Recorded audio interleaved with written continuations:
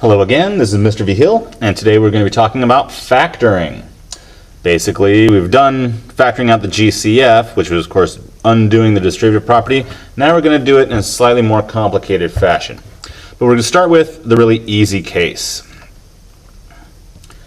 And the easy case is when we're trying to factor a quadratic that looks like this: x squared plus bx plus c. In other words, when a, the coefficient of x squared, is equal to 1. Okay. And so first off, let's do it in the backwards fashion. We're simplifying the product of two linear binomials. Say x plus 2 times x plus 3. So of course, here we have to apply the distributive property. So we take this factor of x plus 2, and we're going to distribute it to both the x and to the 3. I always advise drawing some little arrows here to show what's happening. So this is going to be x plus 2 times the x plus x plus 2 times the 3. Once we do that, now we have to distribute the x back into that factor and distribute the 3 back into this factor. Done this a whole bunch. So the x times the x gives us the x squared. 2 times x is 2x plus x times 3, or 3x, plus 2 times 3. And I'm leaving that not simplified for just a second to show you that now we have these two like terms here. And notice where these two like terms came from. This 2x came from this 2 times this x, and this 3x came from this 3 times this x. And of course, the constant term comes from this 2 times this 3. So we have x squared plus 5x plus 6. Okay, so that's simplifying. But what we want to do is factor, meaning we want to go back the other way. So from this simplified form, we want to write it as the product of two linear factors. Hence the name factoring. But it's pretty simple. Because notice this 5x came from the 2x times the 3x. And really this 5 comes from adding this 2 to this 3. The 6 came from this 2 times 3, really the product of this 2 times 3. Okay. So we just have to keep that in mind. So since this 6 is 2 times 3 and this 5 is 2 plus 3, that's how we know what these two things are going to be. Let me show you another example here really quick. We'll call this example 1. So suppose we have x squared plus 7x plus 12. And we want to factor that, and we want to make it look like this, the product of two linear binomials. Well, just like up here, notice the 6 came from 2 times 3, the 5 came from 2 plus 3. So really what we need is two numbers that when we multiply them together we get 12, but when we add them together we get 7. And if you do this 5 million times, you're going to get pretty good at this. And you can try out just all the factors. 1 times 12, or 1 is 12, but 1 plus 12 is not 7. 2 times 6 is 12. But 2 plus 6 is not 7. 3 times 4 is 12. Ooh, 3 plus 4 is 7. Right? 3 times 4 equals 12, and 3 plus 4 is equal to 7. That means these are the two numbers that we want, 3 and 4. So immediately we just say this thing is going to be x plus 3 times x plus 4. And if we want to check this, well, it's really easy. Just multiply this back out and see if you get back to where you started from. So of course, x plus 3, so I'll check this. X plus 3 times x plus 4 is, of course, we distribute the x plus 3.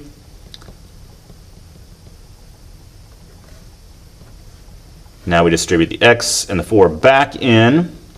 So you have x squared plus 3x plus 4x plus 12, 3 times 4. And of course the 3x plus 4x gives us the 7x that we want. So yeah, we did it right. And that's all this case really entails. We need to figure out two numbers that when we multiply them together, we get the constant term, but when we add them together, we get the coefficient of the linear term. Let's do another couple examples really quick here. It can get a little bit more difficult when we have subtractions in there, but not too bad really. So here we have the expression x squared plus x minus 12. Now, if you're okay with subtraction, that's fine. I myself hate it. I like to switch this up to adding negative 12.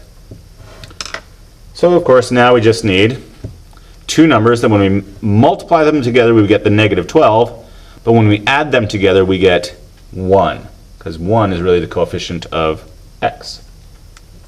And so I might try something out. Let's think here, maybe 3 times negative 4, that gives us negative 12. Let's try that. 3 plus negative 4, oops, that's negative 1, so that doesn't work. But if we switch it around and say negative 3 times 4, yeah, that's equal to negative 12. And negative 3 plus 4, that's equal to 1. Great, those are the numbers that we want. So this is going to be equal to x plus negative 3 times x plus 4.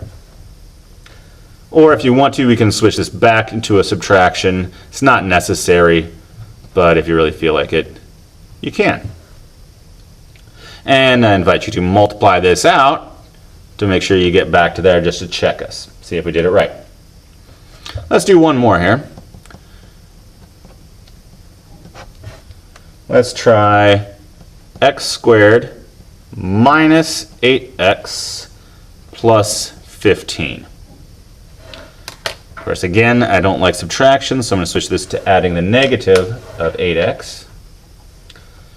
Now, again, we just need two numbers that multiply together to give us 15, but when we add them together, we get negative 8.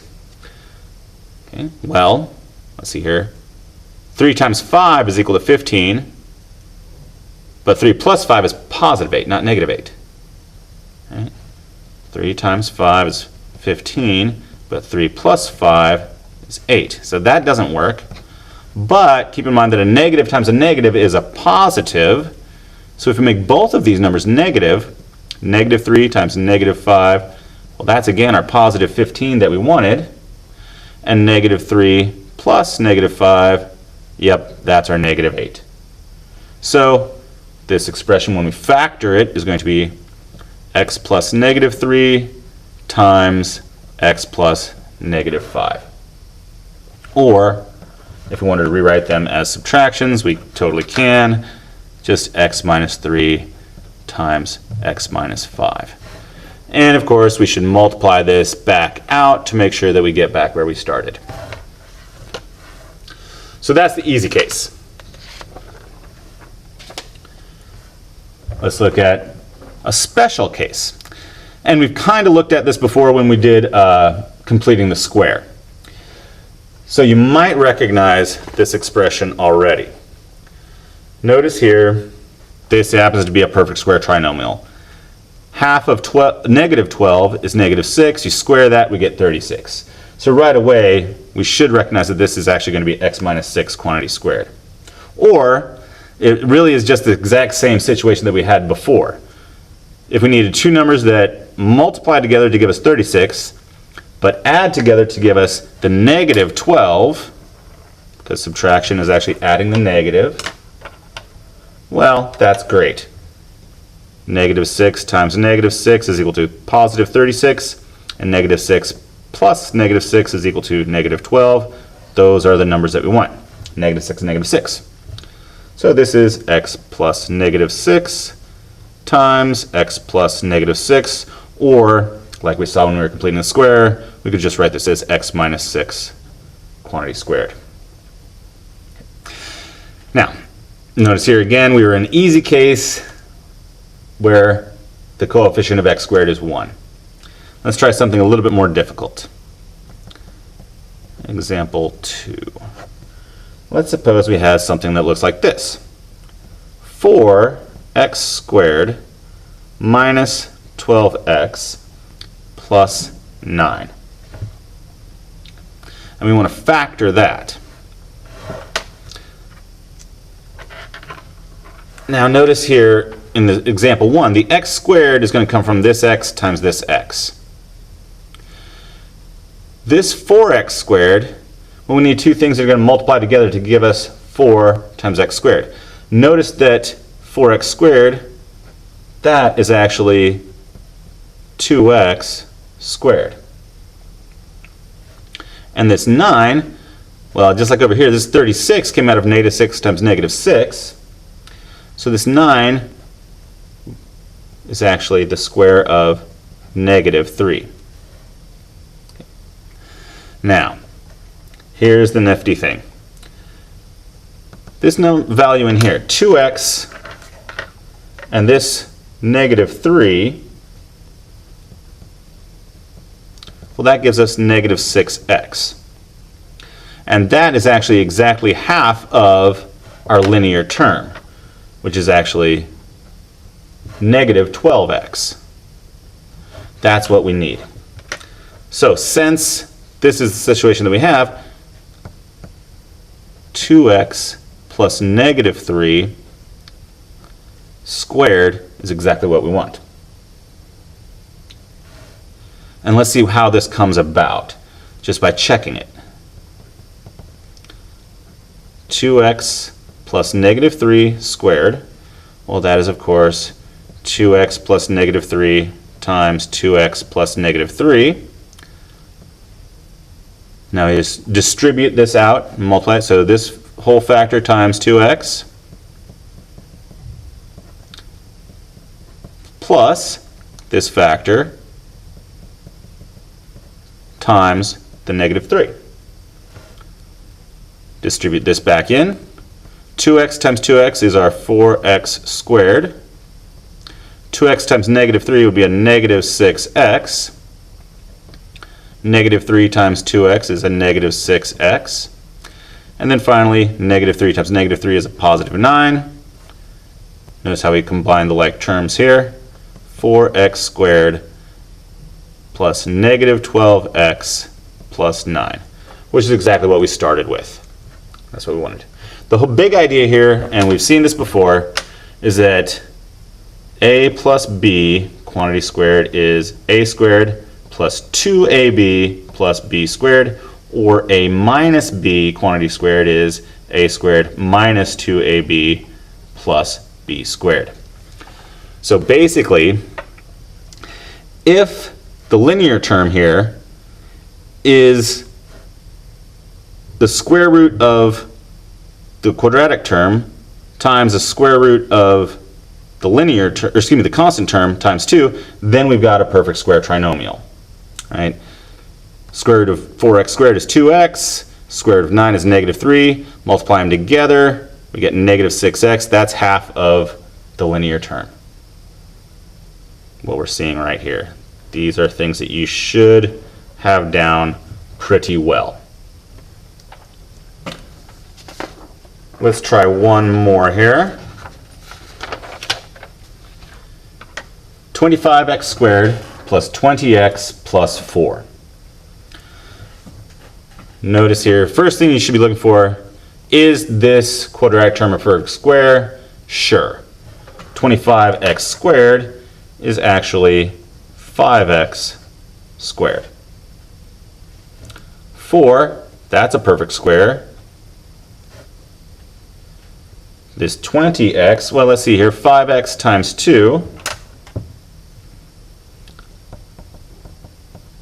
But then 2 times all that, yeah, that becomes 20x,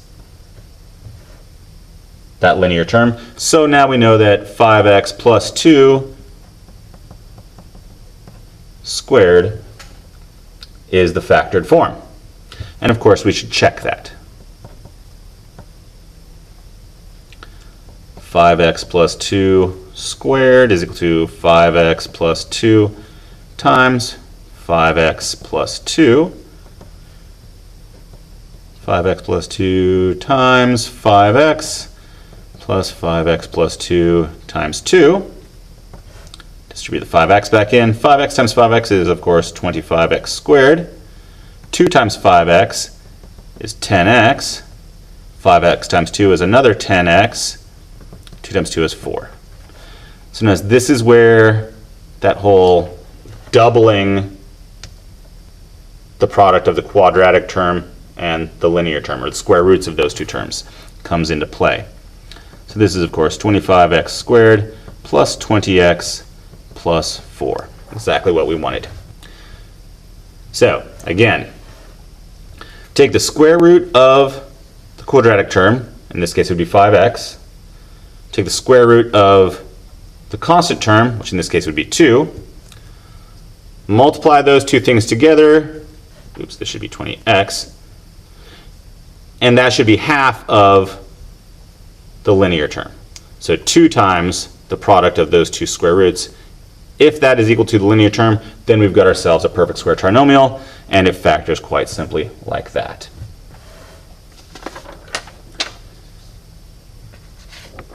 Next special case, the difference of squares. So here we have a really easy one, x squared minus 4. Well, again, here our coefficient of x squared is just 1, so really we're back to a really easy example. And so we need two numbers that will multiply together to give us really the negative 4 here, because x squared minus 4 is really x squared plus negative 4. But then those same two numbers need to add together to give us the coefficient of x. Wait, there isn't one. Oh yeah, that means it's 0. So we need two numbers that when we multiply them together we get negative 4, but when we add them together we get 0, because this is really x squared plus 0x plus negative 4. And the two numbers that work for that are, of course, 2 and negative 2. The product of those two things is negative 4, and the sum of those two things is 0. So we know that this whole thing factors as x plus 2 times x minus 2. Okay.